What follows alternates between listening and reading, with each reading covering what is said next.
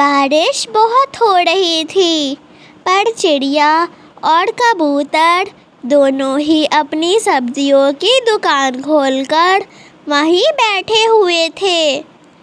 गोरी कौवी घर पर ही बैठी हुई थी और कबूतर और चिड़िया के बारे में बातें कर रही थी। चलो, बारिश तो हो रही है, अब कबूतर से मुफ्त की सब्जियां ले लूंगी, बस चिड़िया के बारे में 2-4 बातें सुना के। उसके बाद गोरी कौवी सीधे कबूतर के ठेले पर चली जाती है। कबूतर कबूतर, तुम्हारी सब्जियां तो बहुत अच्छी और फ्रेश है। उस चिड़िया की सब्जी तो गली सड़ी हुई है।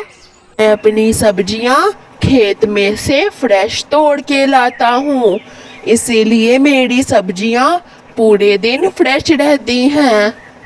कबूतर भैया, अभी भी वो चिड़िया मुझे अपनी तरफ बुला रही थी, मुझे धीरे धीरे बोल रही थी कि तुम मेरी तरफ आकर फ्री में सब्जियां ले जाओ। मैंने कहा, अगर मुझे फ्री में सब्जियां लेनी ही है तो मैं अपने कबूतर भैया से ना लूं। मैं सच बताऊं कबूतर भैया, तो वो चिड़िया ना आपसे जलती है, क्योंकि आपकी बोहनी ज्यादा होती है और उस चिड़िया की कम। अगर सड़ी गली सब्जियां रखेगी तो थोड़ी उसकी कोई बोहनी होगी। ये चिड़िया मेरा धंधा चौपट करवाएगी। कोई बात नहीं गोरी, तुम यहाँ से उधार की सब्जियां ले जाओ, पैसे तो आते जाते रहते हैं। इसी तरह रोज चलता था। कभी कभी चिड़िया की बुराई करती तो कभी कबूतर की। एक दिन कौवी चिड़िया के पास जाती है। चिड़िया चिड़िया, मैं तुमसे सब्जी लेने आ रही थी तो उस कबूतर ने मेरी तरफ इशारा किया।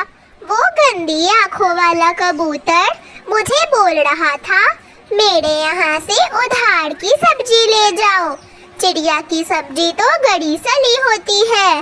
मैंने बोला, अगर उधार की सब्जी ही लेनी है तो मैं चिड़िया से सब्जी ना लूं, मेरी चिड़िया बहन एकदम फ्रेश सब्जियां देती है।